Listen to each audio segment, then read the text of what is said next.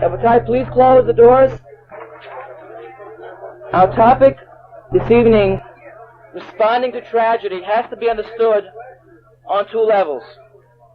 First of all, of course, we want to understand how to respond to tragedy on a national level, which is exactly how should an entire nation respond to a crisis of a Khurban.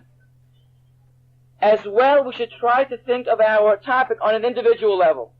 That is, how should an individual respond to a personal tragedy? It's rare that a person can walk through life without responding, without experiencing, and thereby having to respond to some tragedy that occurs in life. There are a whole slew of issues that one can speak about, whether it's illness, whether it's business crisis, which devastates the family. On an individual level, a person is going to have to deal with tragedy on one level or another at one point or other. And we want to try to think about what are the biblical sources that teach us how one should respond to tragedy on a national level as well as on an individual level. Of course, as a people, we have known tragedy as no other nation. And that's not simply an exaggeration, nor is it a narrowly chauvinistic statement. Anybody that knows anything about the history of the world or knows the history of the Jewish people knows that that statement is not an exaggeration. The list of national tragedies that we have experienced is close to endless. But to give some sense as to what we mean by national tragedy, we have provided, past occasions, a list of 7 distinct national tragedies that have taken place throughout Jewish history. What's the first of the national tragedies that have stricken the Jewish people? Let's go back to the beginning of Jewish history, which is about 3,300 years ago. We're now at the year, let's say, Torah is given in the year 1280 before the Common Era. So let's go. We go from the 12th century to the 11th century before the Common Era. 10th century, national tragedies? No. King David reigns from the year 1960. He engaged in battle and is extraordinarily successful. King Solomon, no era of peace and harmony has been for the Jewish people since King Solomon. Ends his reign in 922. National tragedy, we have a crisis. A mini crisis, a mini tragedy. 922, you have a split between the 10 northern tribes and 2 southern tribes. Striking, sad, there is military confrontation, there are Jews killing each other. But I won't call that a national tragedy.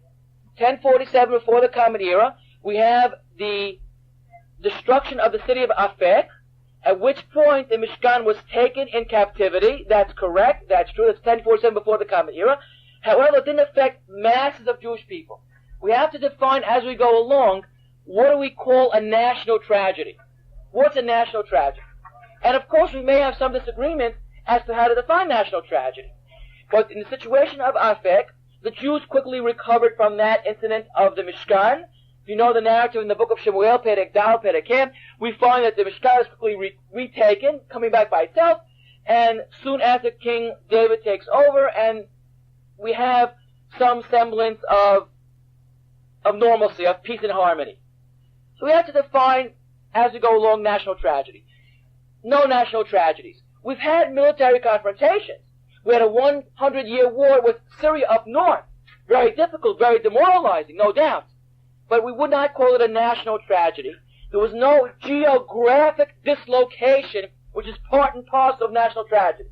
So we'll see how to explain that as we go along. The first overwhelming tragedy that one has to speak about is found in the book of Melachim Bet. We look at chapter 17. What happens over here? In the 12th year of the reign of Ahaz, Melech Yehudah, who was the king of Israel, whose name was Shea ben Elah, in the city of Samaria, he ruled for 9 years. He was evil in the eyes of God, and of course, people that are evil in the eyes of God have to be punished. One of the most primary biblical lessons I want us to learn, that evil cannot go unpunished. Evil has to be punished. Clear message that emerges from any reading of the Tanakh itself. But he wasn't that evil. He wasn't that evil, as evil as those who before him.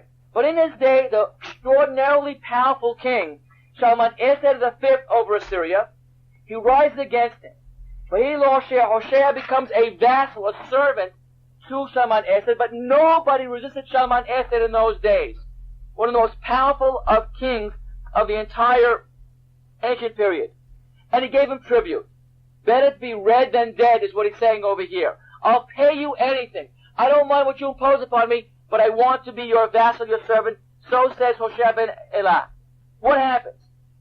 Hoshea ben Elah is not comfortable with that arrangement, and the king of Ashur finds Hoshea ben Elah rebelling against him. Hoshea ben Elah contracts an agreement with Egypt, Mitzrayim, and then at a certain point says, the power of Egypt and the power of Hoshea ben Elah will defeat the power of Shalman Eser. It's amazing how military miscalculations can cause such extraordinary destruction. Aside for a moment, parenthetical remark. Right now, Israel itself is in a military crisis. You may call it a war. And right now, Sharon has to decide this issue. Shall I engage in a military confrontation with the Palestinians? Call it a war. It is a war. Declare war against them. Go in full force against them. Suffer my losses of 300 to 500 soldiers, young men, young Jews fighting, and wipe out the problem.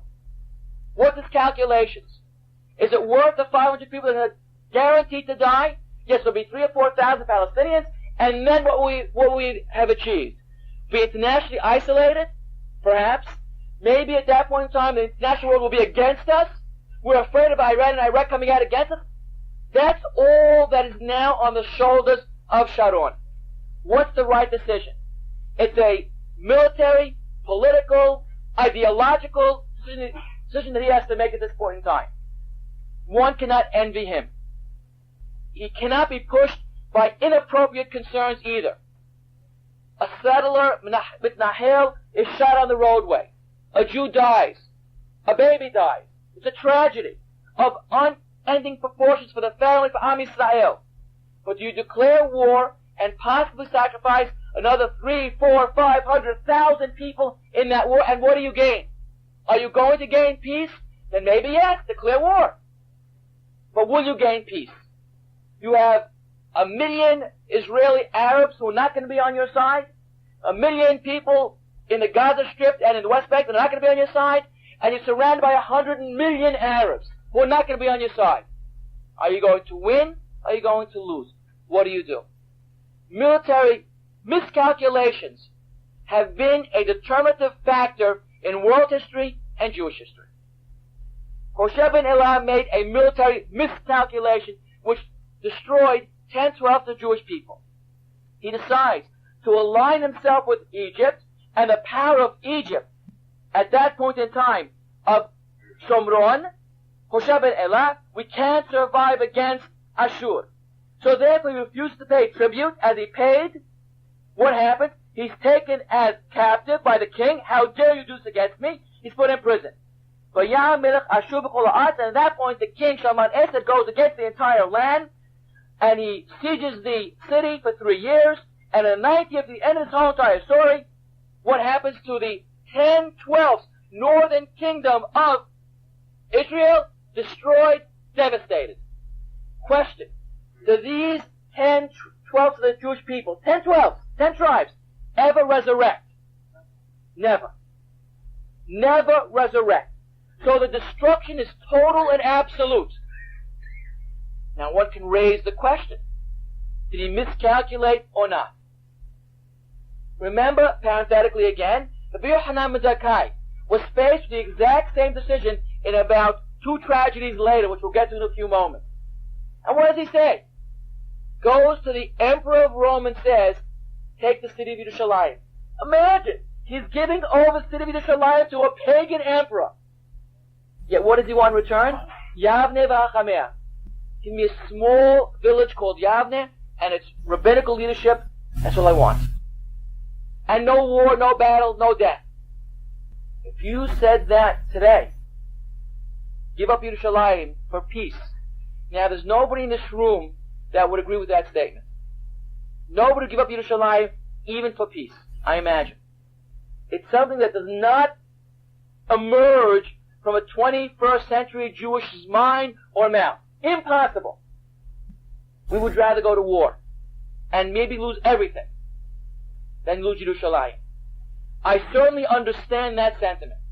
But on the other hand, I have to read the Gemara which tells us about Rabbi Yochanan ben Zakkai, who says, I will give you Yerushalayim, you give me Yav Yachameha, and take that statement very seriously. Read it carefully and see, does it apply to today's day and age or not?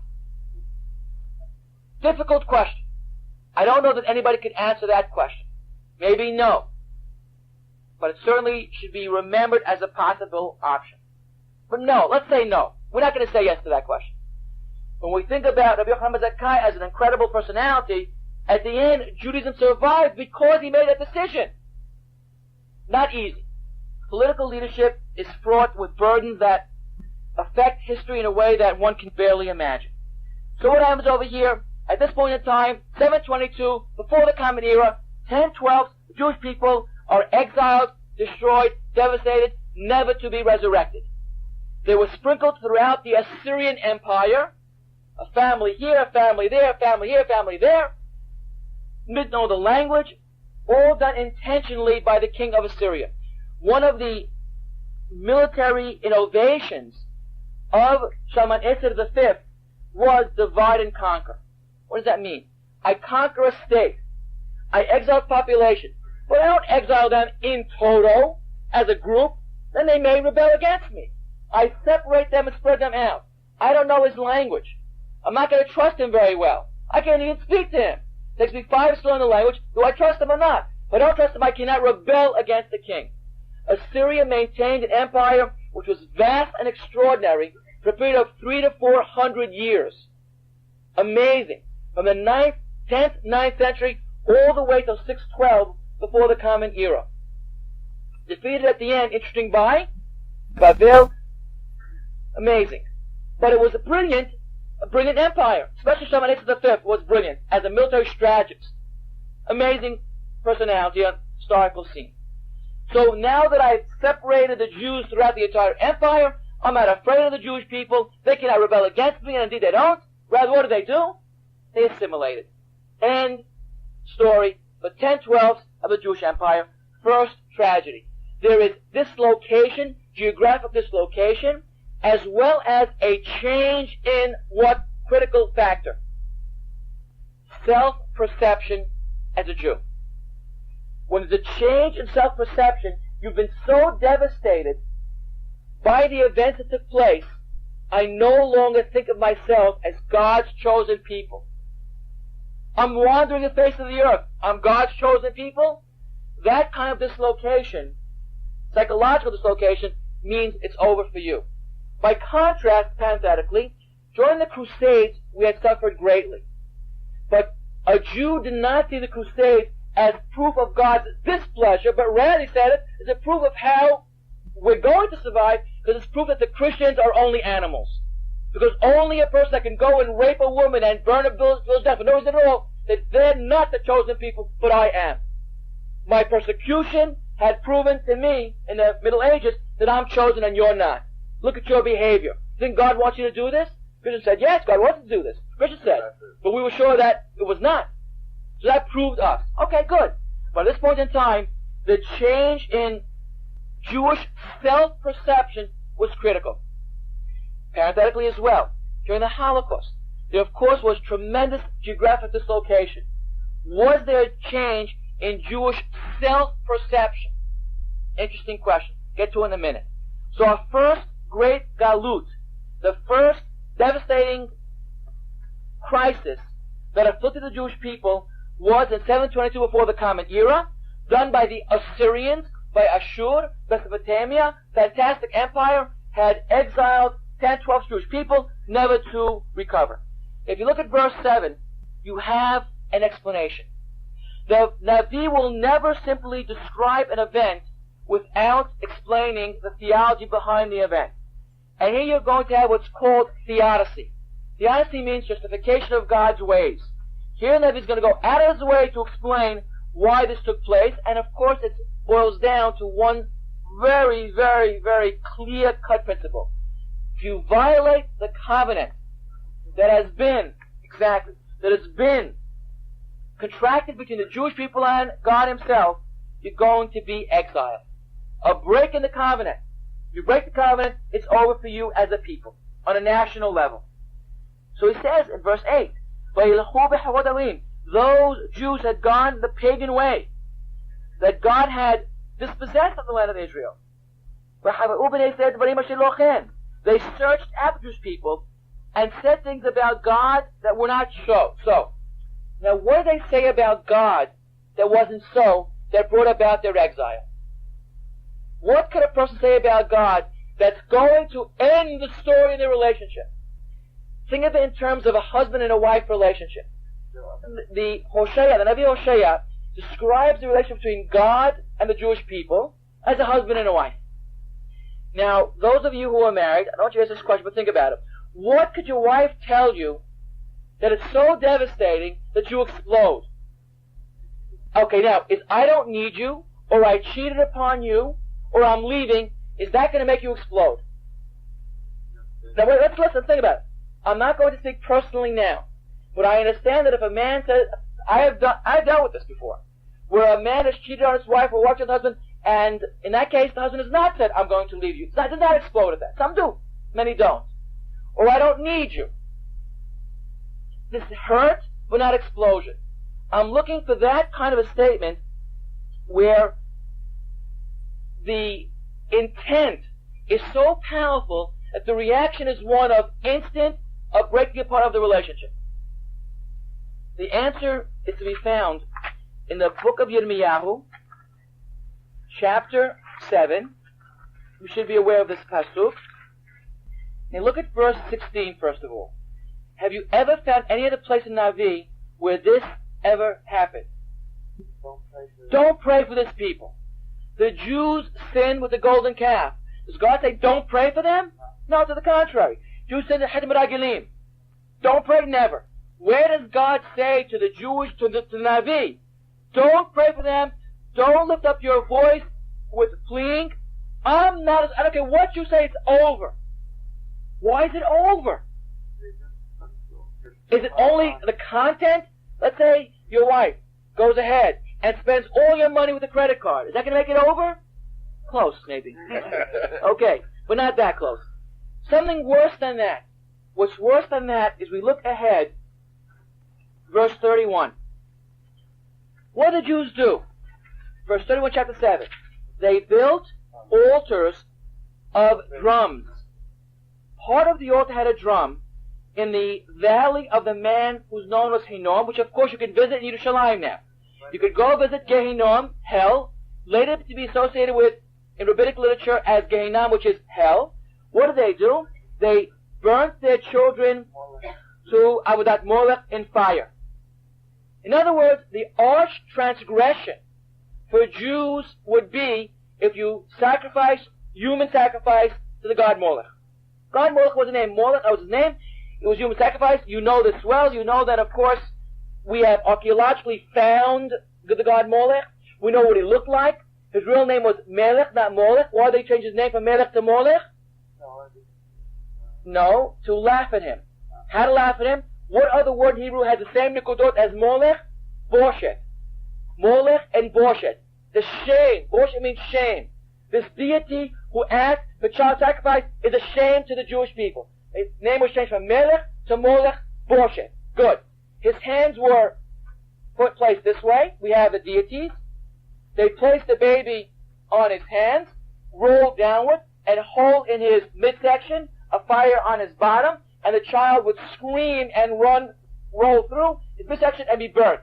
What was the point of having drums there, tofet, the way some commentaries say, tofet drum, to drown out the screams of the child?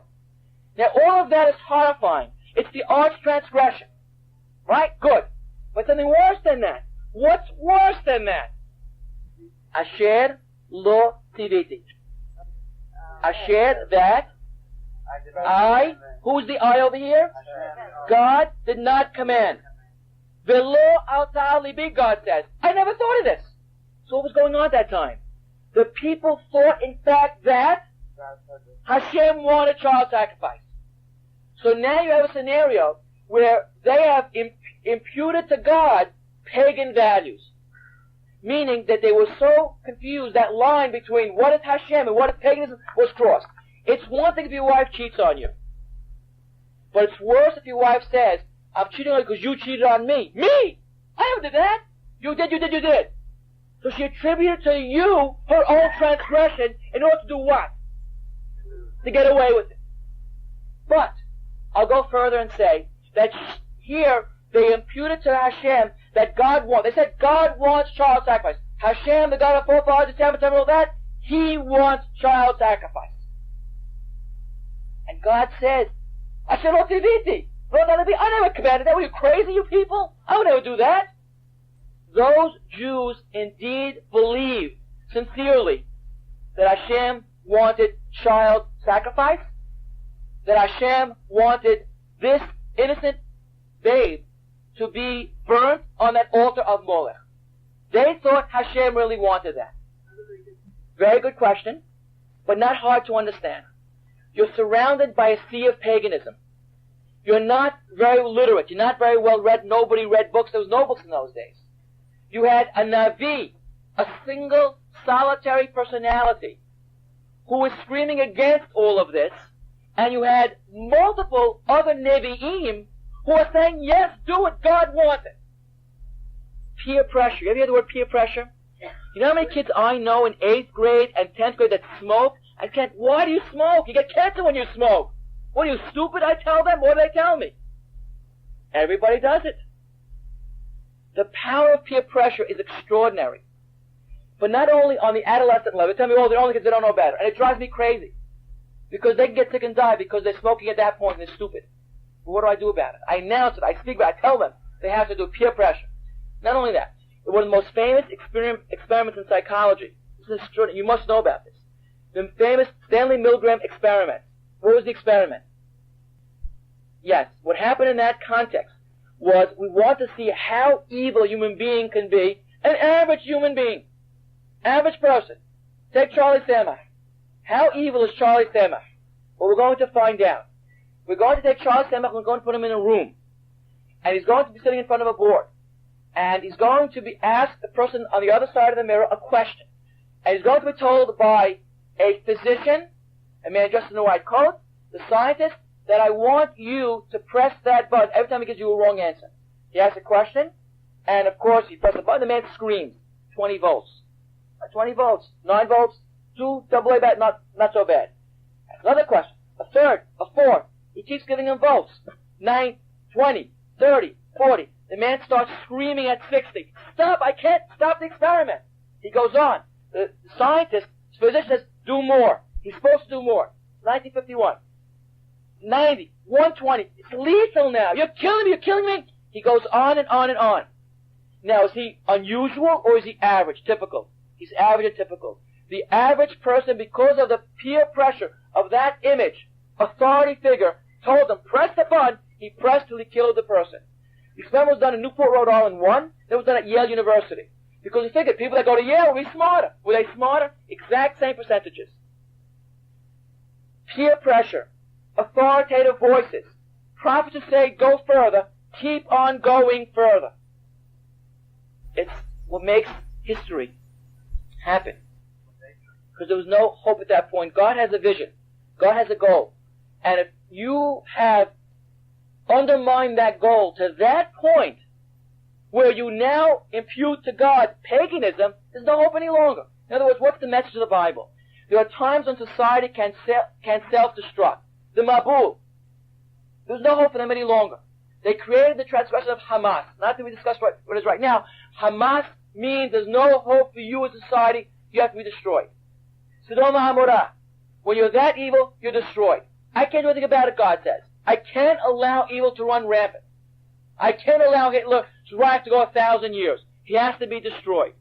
I can't even allow communism to go beyond its 50 years or 60 or 70 years. It has to be destroyed.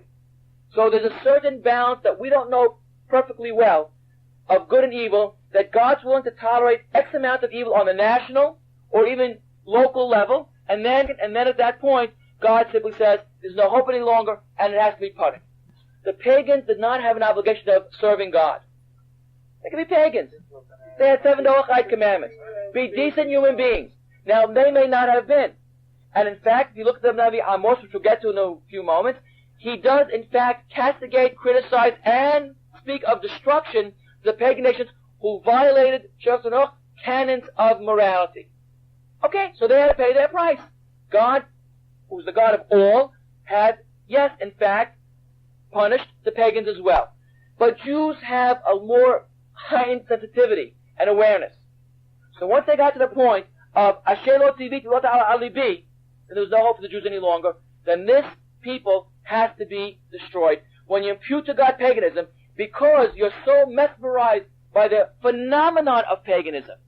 Now, interestingly enough, most of us here think paganism is silly, foolish, and stupid. Right? Can anybody give me a modern version of paganism? Cult is good. Materialism is too abstract. I'm not going to call Christianity pagan. Now I'm living in a Christian country with 260 million Christians. Nazism. Nazism was pagan. You have your Fuhrer, you have your leader, you have him controlling people. Astounding. To the point of life and death, was Hitler able to get a wonderful, nice... I don't put that Charlie anymore. He withstood the first barrage. What did he do? He'd take a doctor, a lawyer, a musician, an artist. It's astounding how he was able to create killers out of average people. It's mind-boggling. Not your average peasant who hated Jews. Everybody's involved. One of the greatest minds of the 20th century is a person, Martin Heidegger. Brilliant, extraordinary. His philosophy is studied now 60, 70, 80 years later after his death. He was a Nazi. How did it happen? Man who had great thoughts, how did he become a Nazi? So obviously, if you know what's right, does not necessarily mean you do what's right. Peer pressure, authority, a whole nation is taken up with the fervor of the cult of Nazism. 60 million Germans, 1 million people in the party, 60 million people in the country became, on one level or other, Nazis. That's called modern paganism. Astounding. So what happens? How do you combat it? Your mind. You have to always maintain your intelligence to be able to distinguish what's pagan, what's Jewish. Could Judaism become paganism? What do you think?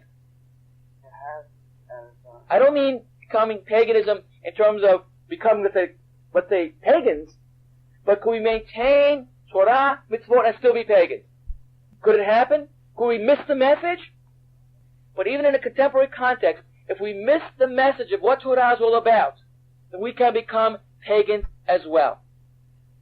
You could deify God in a pagan context, and that makes you into a pagan if you paganize Hashem himself.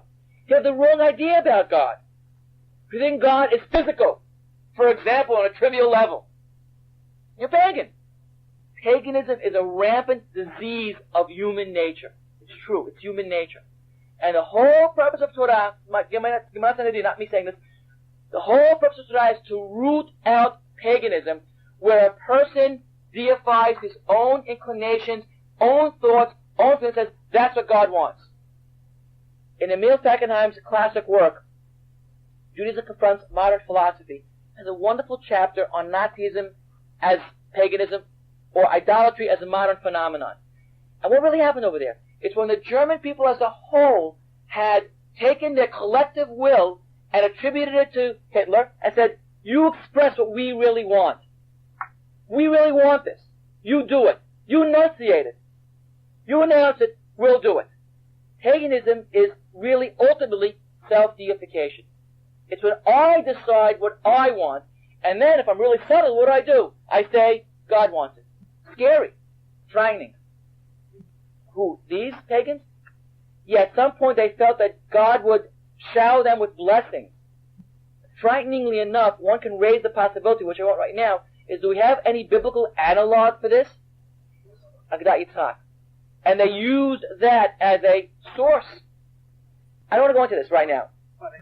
Good, they didn't read the end of it. Exactly. Exactly that point.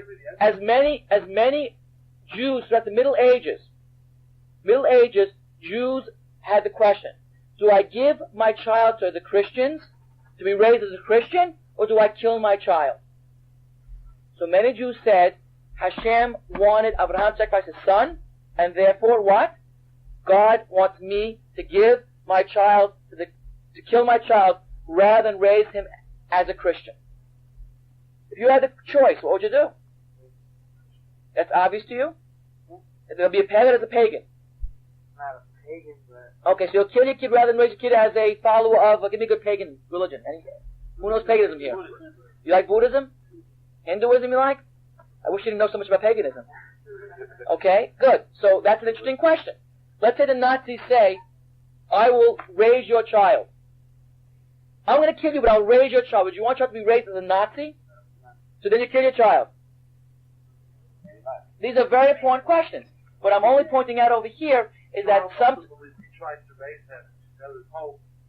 I don't know that there's hope. You're raised in a Nazi country, your child becomes a killer of Jews. But he becomes a Nazi. He's 3 years old. 3 years old, and he goes to Hitler Youth, and he goes to the Hitler School of Finery and Fine Education. He goes to the university. All he learns day and night is Hitler, Hitler, Hitler. Do what Hitler says. I don't know how much free choice you have at that point. Why should he grow up? He's growing up in Germany. What choice do you have at that point? In any case, these are very complex, difficult moral issues.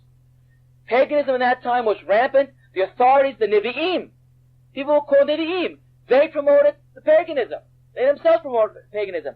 Nevi'eh Sheket. In fact, in one very interesting pasuk in Yirmiyahu Perek Daled, I want you to feel the full force of this pasuk. Here Yirmiyahu is told destruction, devastation. Everything's going to be destroyed. What's Yirmiyahu's reaction? In verse 10. Va'omar, I said, Aha Adonai Elohim, oh my God, Achen, indeed, Hashem Sheta al Amazeh, you have led this people astray. Why is Yirmiyahu now blaming God himself for the destruction? Lemor, because Shalom Yelachem, because Hashem allowed Nevi'eh, Sheket, very good, I want you to find that word, the false prophets to exist, who prophesied peace. Nothing's wrong right now. Nevi'im at that point, prior to the point said, everything is fine and wonderful and good. And Yirmiyahu says, no, it's not good. There's corruption in the world. You people are evil. No, he's crazy. He's crazy. So imagine a scenario. Let's say a rabbi comes to the Syrian community and gets him in Sharet Zion, not in my shul. I'm not letting him in. Comes in Sharet Zion and says, you people are too materialistic. Your $80,000 weddings, your $100,000 bridges are terrible, horrible. God hates them. And he will rain destruction upon you. And then rise another Syrian rabbi. I won't say who. He says, nah, it's fine. Don't worry about it. Have $100,000. You pay me half how much do you pay rabbis nowadays? At a wedding. I don't know, whatever it is. $1,000 a wedding? It's fine. Keep on. You have $100,000 for me, $1,000. I'm 1%. That's all I want. Right? And then that rabbi is followed by another, a third, a fourth, a fifth, a sixth, a seventh. Right? This one happened in the only in Brooklyn, right? Sorry, Brooklyn people. And then what happens? Who's going to be followed? Who's going to be listened to? So that's what happened over here. Nevi'eh Sheket had said that you people are fine, you're wonderful, you're bringing your offerings, you're paying us off all the Nevi'eh Sheket, we're getting our salaries, everything's fine. Because you allowed it to happen. You are... The people themselves, they came How did they know? How did they know? Hashem gave them Nevuah. No. How are you going to know which of these two rabbis is right or wrong? People have to distinguish. Right. So if you have the education, the people have to distinguish, and that's ultimately where it comes up. You have to distinguish between the Nevi'eh Sheket and the Nevi'eh Emet. But he's saying it's not fair to them. It's not fair. He didn't know. Hashem, why'd you allow Nevi'eh Sheket to prophesy, Shalom Yelachem, everything's fine. You should have killed those Nevi'eh Sheket, and have no problem. But why did Hashem do that? Because whose responsibility is it to choose right? Is it God's or yours? The people. So you blew the call, you didn't know what was right from wrong, and you pay a price. The parent has to let the child fall off his bicycle and scrape his knee at some point. It's an interesting question. One second. I think his emotions over here are overwhelming. When you're facing your child being killed, what do you say? God, help me, do anything. It's your fault. Here's an interesting question. Let's say your child has the opportunity of stealing a test from school. Your choices are, does that ever happen? Yes. Your choices as a parent is let him sink or swim, right, on his own, make the right moral decision. You tell him, you choose, you make the right moral decision, or you may say, I'm going to call the principal, don't take it. Take the test, or you have it, return it. I'm telling you. I'm going to tell the principal. Which is the better parent? Tells, choose. Wow. Two ethical philosophers over here battling it out. Very difficult question. Oh, so you want to get away with it? The first guy. What about, here's the next question. We actually had a program during the summer called Ethics in Action. We showed a video. It was of ethical, the most prominent thinkers of society had raised this question. It was a Harvard lawyer who debated the issue with 10 people around the table. Well, they all had all these different options. He says, well, what about this kid, John, who cheated and got into Harvard Law School? The father knows about it and can decide, does he go to Harvard, make $100,000 when he leaves, or do we not let him do that? And we tell the official that he cheated on the LSAT, right? So the people debated it. He says, well, what about now? He's now cheating on his wife. Will you tell the wife? No, they all agreed. It's her problem. What next? His wife is your daughter. Now, that's a straightforward story. It was a brilliant program. And after the program, Rabbi Avad and myself, we all debated the sides of it. What's right, what's wrong. We had the program. You remember that? It's a great program. And we had about 50 people that were just in an uproar. What's the right and wrong of these issues? So, really, what does Hashem want? Hashem's saying at a certain point, I'm not getting involved over here. I have given you the tools by which to know, discriminate, and understand what I, God, want. It's right here. Right here. I don't want pagans, I don't want child sacrifices. Vayikra Yud Het says, I don't want child sacrifice. It says it very clearly. You're doing it. Now, if you don't discriminate, and know enough, you're going to pay a price for that. So here, Hashem is letting us fall by the wayside because we have to learn our own. Certain point, you tell the child, you raise the child. Time kid's in high school already, you want the kid to have developed an ethical sense to the point where he knows what's right and wrong. And as a businessman, same thing. What do? Your partner's cheating somebody. I know of a case where one man allowed the partner to cheat. $100,000, $200,000, $300,000 of an insurance company. At the end, they both paid the price. They both had to go to jail. Sad story. And my friend didn't do anything wrong. It was the Ashkenazic partner who did it, unfortunately. It's a crazy story. But when do you go? When do you allow a person to make his own ethical decision? What does Aharon try to do? And if so, he started to stall. Chag Hashem Nahar. So we have to analyze that very carefully and say that, do they have the wrong concept of God? So even if correct, all right, good. So one has to analyze the text and see whether or not God's willing to tolerate a wrong concept, as they had then, or whether or not what was their ideas, and perhaps the answer might be in that context that some people may have thought that's the way you serve God, as we may have thought that's really, I'm worshiping this Egel itself, because that was the deity of Egypt.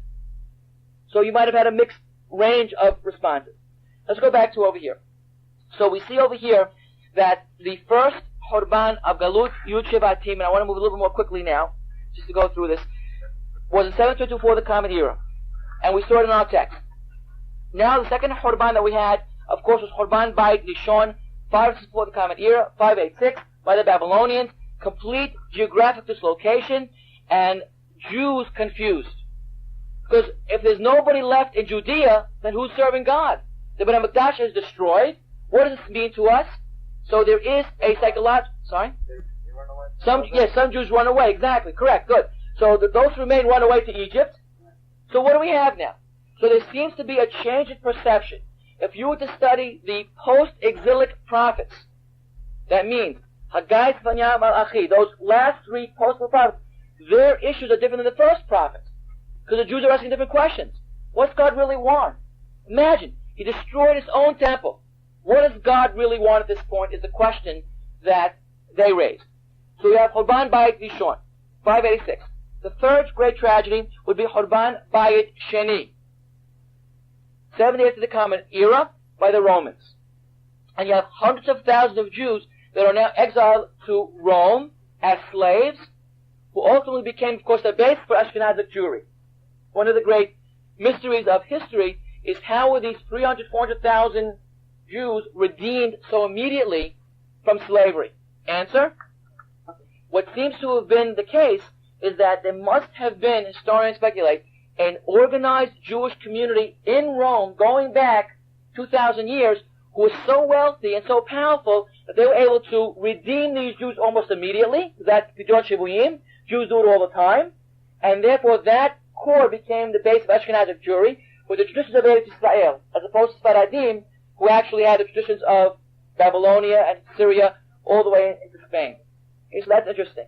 So that Horban Bayit Sheni in 70 has become a devastating blow to the Jewish people. Again, Beit HaMikdash is destroyed, and is a geographic dislocation, and it would seem a change in self-perception as well. What was the change self-perception? For the Jews who remained in that area of the world, we have two interesting statements. One we'll see tomorrow in the class on the Talmudic sources responding to this crisis is one group. And over here as well, these Jews were saying that God no longer has chosen us. And many Jews became Judeo-Christians. Remember, the Christianity is saying exactly that. Obviously, God has not chosen you because your Beit HaMikdash is destroyed again, and you are now exiled. So therefore, we really are the true new Jews, followers of Yeshua. Am Nivhar, chosen people, was thrown into question right now. What do we do now? Are we still the chosen people or not? We're destroyed again. Then that's the third. The fourth that we point to is the aftermath of the Bar Kokhba revolt. Massive slaughter. Hadrian, the emperor at that point, said, I'm going to destroy the Jewish people. They rebelled too many times. 70th of the Common Era, 118 in Alexandria, again 132 to 135, enough already. They're only a flea on my neck that I'm going to wipe out completely. I will persecute them until there's no longer, and the rabbis were unusually persecuted, that those rabbis were tortured. Rabbi Akiva, his skin combed, because Hadrian had to get the point across, Jews have to die. Period. It's the end of the story for Jews. I will change, and it's changed the name of Judea to what name? Palestine, which survived for how many years? 2,000 years. I changed the name of Jerusalem to Aila Capitulana. There's no more Jews allowed. There's no more Jerusalem. It's end, over. Your Jews are gone. Devastating blow to the Jewish people. That's number 4. Number 5, we could see as Girush Sefarad, the Spanish expulsion, 1492. Devastating blow to the Jewish people. 100,000 were killed, 100,000 convert to Christianity. Why did they convert to Christianity? Because at that point, many Jews saying Christians are right. What do we think now? We're out of our land for 1,500 years, and we keep telling the Christians, you know something? We're really chosen people. You're chosen? Chosen for what? You're poor, you're impoverished, you're the garbage heap, you have nothing. How are you chosen? So we said, wait till next year. Next year happened, wait till next year. Now, in the year 70, 71, 75, 80, 90, 100, 200, 300, 400, 500, should we wait some more, 500 years? Yeah, wait some more. 700, 800, 900. Now it's 1,000 years later. Should we still wait for you Jews to finally rise? Where's your God that's supposed to protect you, the chosen people? Wait some more. We wait 1,200 years, 1,300 years, 1,400 years. Finally, by the 1,500 years, we're waiting for God to answer our prayers. Nothing. It's quiet. So many Jews convert to Christianity saying, maybe they're right. Maybe Yeshua really was the Mashiach. How do we not know? So the Girush Sefarad was a devastating blow with 100,000 Jews convert to Christianity, 100,000 Jews were killed or killed their own children, and 100,000 Jews were left, gone to their own. Some ended up in Syria, as my family did, through Morocco. Some ended up in Turkey, and some just died. Those who went to Portugal just died. Very difficult situation. That's the 5th that we spoke of. Right. Number 6 I would call is Gezot Tahfatat, which is 1648, where over a 3-year period of time, Jews were slaughtered, women were raped. The evil of Khamenei is unparalleled in that period of time. One of the shockingest experiences in my life is when we had gone to Russia. And I had learned, of course, Jewish history, that Khamenei was a horrible human being, evil, and what he had done to the Jews, and we should have been involved. It was really a peasant uprising against the aristocracy. Trouble is the Jews were the middlemen. Unfortunately, they were the bankers in between the aristocracy who loaned the money to the peasants. So he just simply revolted against the Jews. They killed them, said hundreds and thousands. The number given in Mark's goes is 300,000 Jews were slaughtered. Just slaughtered, not with guns, but with bayonets, with with machetes, just chopped apart. Incredible hatred, antagonism, anti-Semitism. And then finally we come to the Holocaust, of course, which is number 7. Now, even in the Holocaust, it's interesting because during the Holocaust, people raise the question, why didn't Pope Pius XII say anything? Answer is very simple. The Holocaust is simply the culmination of Christian history. It's what they've been saying all along.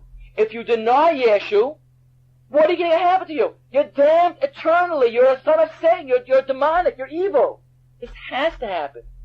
Christian theology culminated in the Holocaust. If he was a good thinker and a good Christian theologian and he understood his Bible, what did he say to himself? The stupid Jews, this is what happens when you deny Yeshu. He believed in this strongly and powerfully. The Holocaust was simply an expression of what happens to Jews who deny Yeshu. Simple, yeah. We're still here. Okay, so that's why Pope John Paul II is saying we made a mistake. We have an obligation of doing that. Before we condemn the Pope, we have to raise the question, what was it like? Could he have done more? But also, he's the moral authority of the world. What should he have said? What should he do? Pope John the 23rd saved Jewish lives and has to be praised because he went against the stream and against Christian theology. That's what I mean about when Christianity becomes paganism. Is when you allow your theology to dictate what human sense, good sense, and human right and wrong dictates.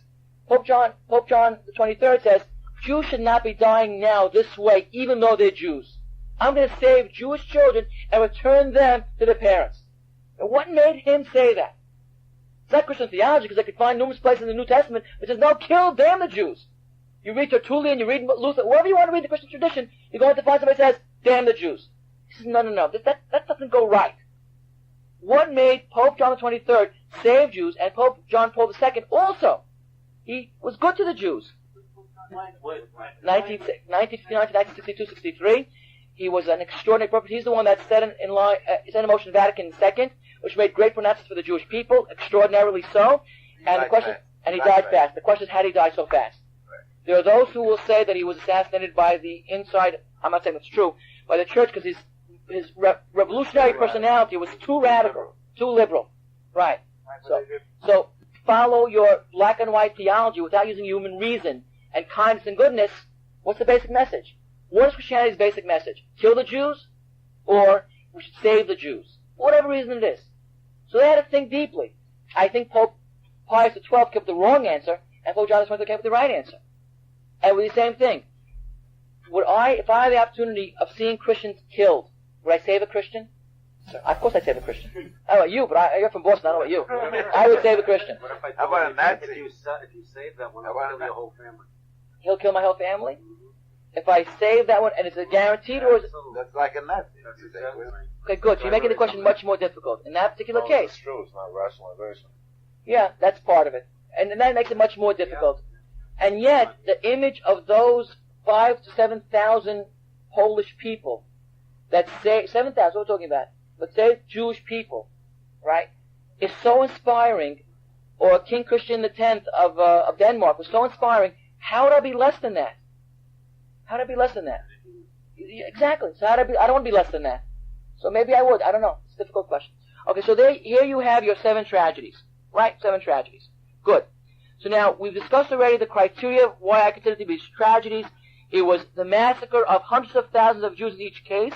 There was a geographic dislocation in each case.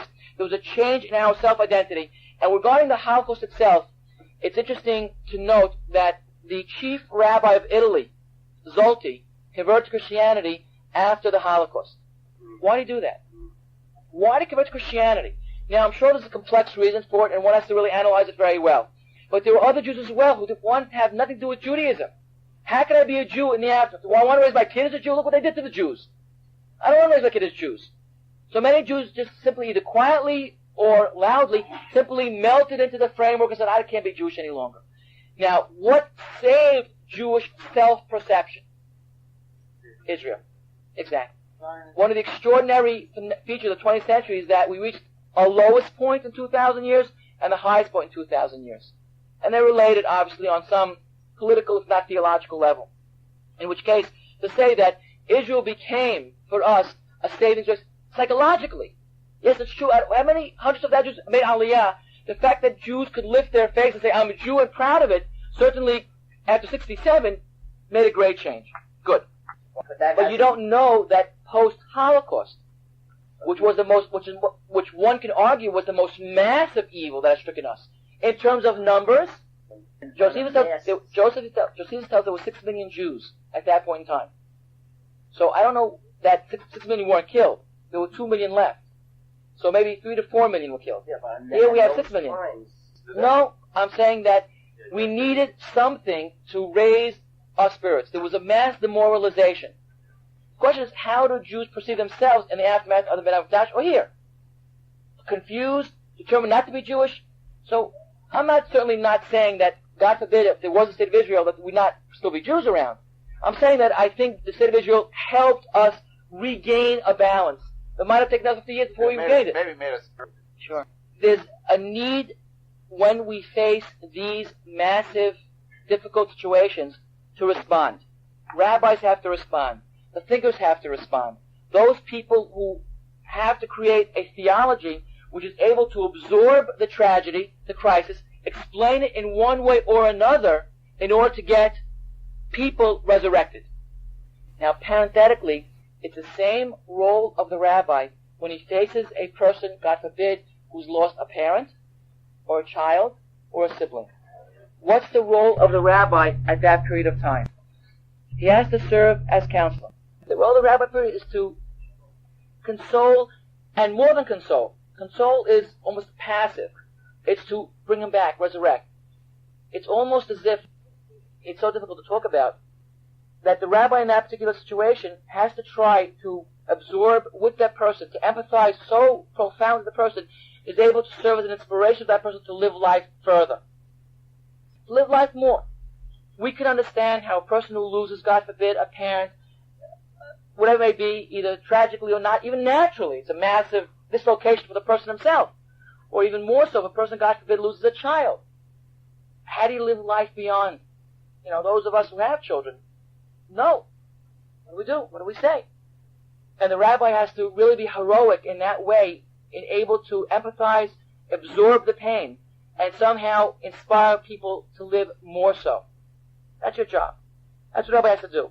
So too when the Jewish people as a whole are facing these massive, massive catastrophes, whether it's Churban Bayit Rishon or Bayit Sheni or hygienic persecutions, or the Holocaust, or Gilus Farad, the rabbis have to respond.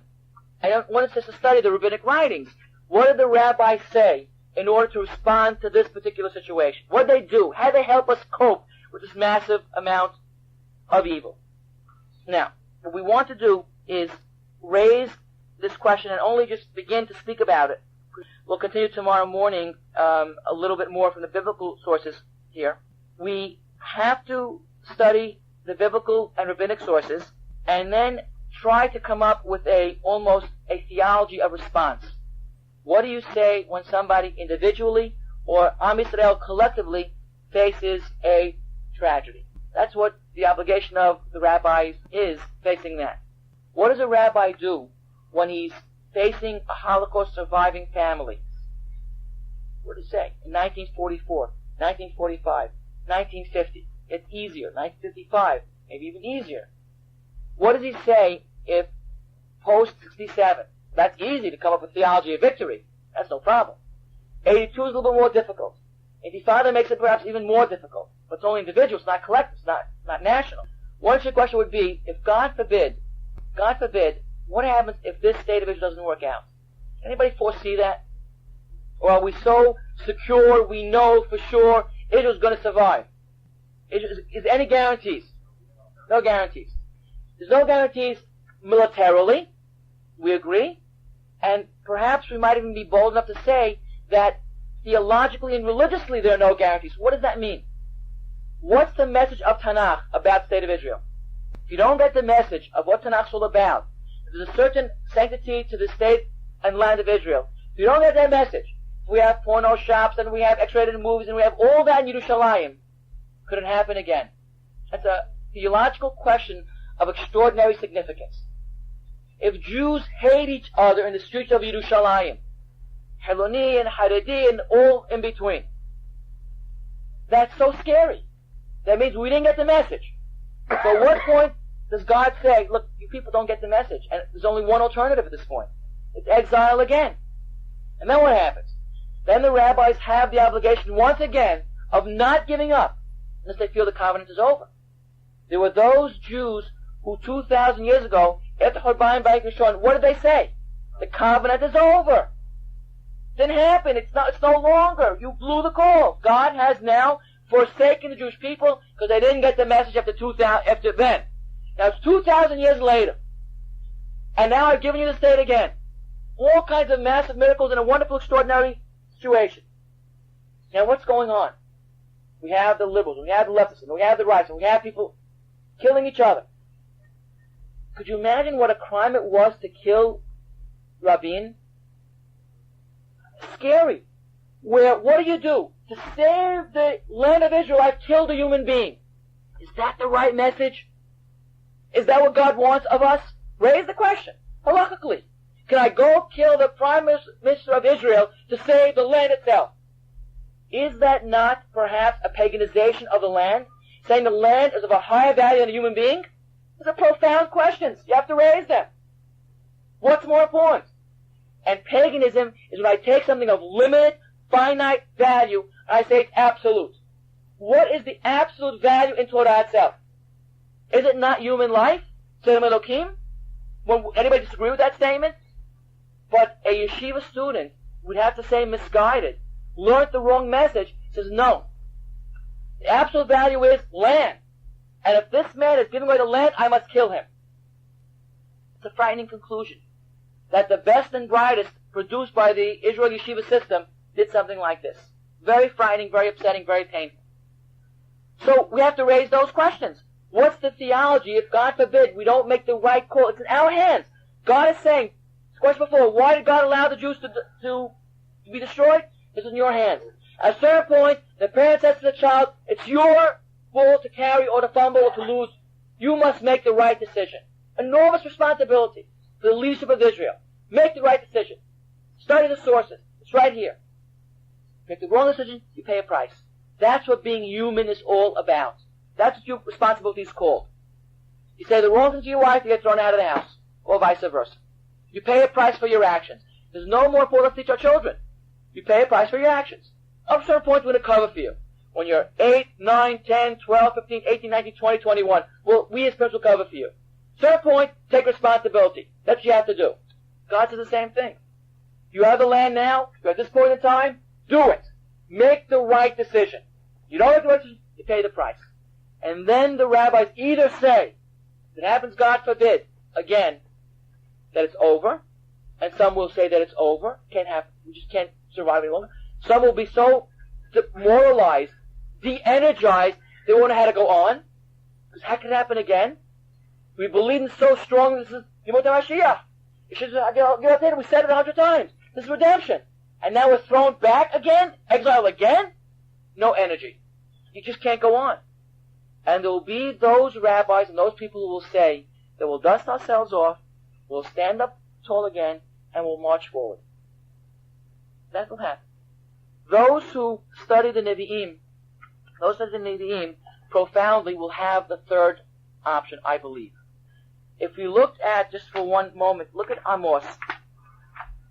And Amos I choose, and this is my last point, I know you're all tired, I know you want to go home, I don't blame you. You look at Amos, Hoshea Yoel Amos, we should know this by heart. The order of the Nevi'im. For after Yeshayahu Yechezkel, Hoshea Yoel Amos, the third of the Nevi'im of the 12 prophets.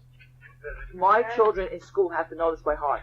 Where in my Amos? They would never ask me, where's Amos? So though you're an important anesthesiologist, take out 3 minutes and memorize the order of Tzedei Asar. I actually knew that. And he knew that one anyway. So you can use anesthesiologist from now on. Good. Okay. Hoshea Amos, Perek Tet. Now why do I choose Hoshea?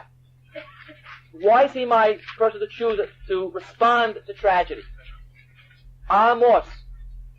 Amos, Perek Tet. Why do we choose Amos? Amos is the first of the literary, thank you, Jaime, lecture here, first of the literary prophets. Prior to Amos, there were no literary prophets. The first Navi, after Moshe Rabbeinu, to write down his prophecies.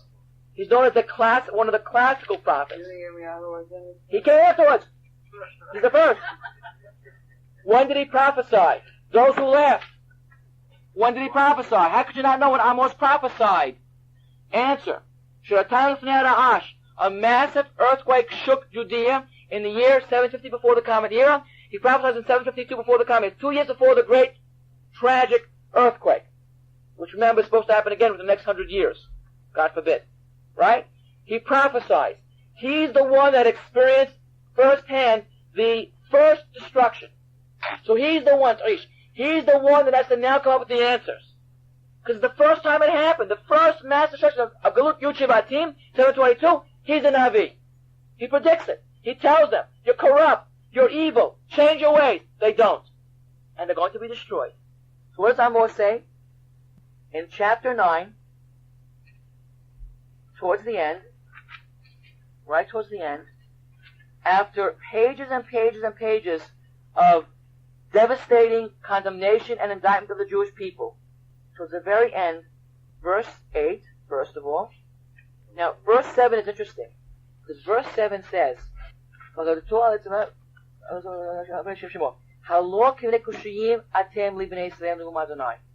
you are like the blacks of Ethiopia, Jews. You have no great distinction. When you are evil, when you are corrupt, this is Amos chapter 9, Pasuk 7.5. When you are evil and corrupt, they're the same as all others. No, we're different, the Jews say. You took us out of Egypt. So he says to them, 1 second, I took the Jews out of Egypt, so we're different. No. I took the Philistine from Kaftor and Ramekir. I do this all the time. I redeem people all the time. I redeem the Philistine from Kaftor. I redeem Aram from Ramekir. So you're no different. If you paganize, you're corrupt, you're sinful, you're evil, you're the same as all else.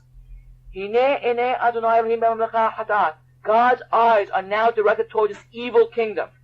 720, this is 754 to come here. I will destroy it from the ground up. However, I will not destroy the total Bet Yaakov. There will always be what's known as She'erit Pereta, a saving remnant. The strength is to be found in God's promise. That God has promised there will always be Jews left. I got command. I will shift all those Jews that had gone through all of the Goyim. I will shift in when you shift, what happens? You're left with something good, exactly. I will shift, I will shake, and I'll be left with something pure. One of the purposes of the punishment here is to purify. You become paganized, you become confused, you learn the lesson of punishment. That's what he wants over here. So he says to us over here, I will shift and I will shake them. As you shake in a sifter, the rock will not fall, but yes, there will be death and destruction, whoever has been transgressing. On that day, I will raise the Sukkah of David Hanoferet. Now, raise the question, which we won't, when the Jews come back, raise the interesting question, which we won't answer right now. We refer to the Messianic era, when God says, I will raise the Sukkah. Why is it a Sukkah? Why is it? It seems to be very temporary, very frail, of King David. Why King David?